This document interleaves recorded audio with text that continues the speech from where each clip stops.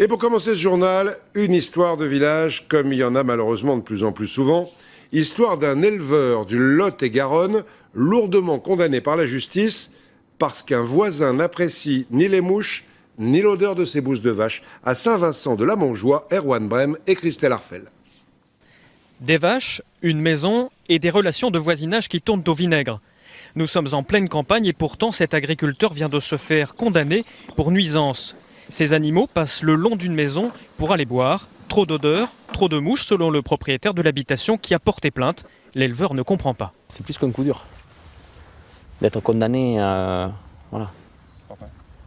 la somme de 8 500 €, c'est déjà que, si vous voulez mieux, on a du matériel en investissement, on travaille, on paye les charges, tout ça. Quand à la fin du mois, c'est dur d'être condamné à 8 500 €.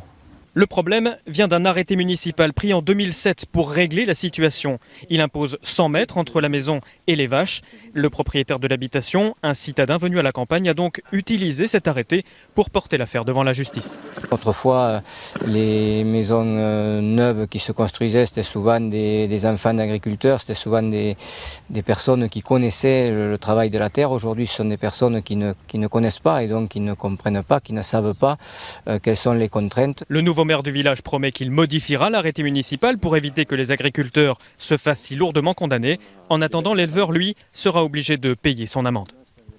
Voilà ce que ça donne, trop de citadins à la campagne. En tout cas, les vaches occupent la justice dans un pays où il y a plus de 3 millions de chômeurs. Ça reste la préoccupation numéro 1 des Français, bien sûr. Il y a aujourd'hui à ce propos un forum de l'emploi à Paris, place de la Concorde. Des centaines d'entreprises sont représentées pour 15 000 emplois offerts dans 330 métiers. Et vous le voyez, dès ce matin, il y avait énormément de monde, plus que jamais. Ça fait 10 fois que ce forum a lieu.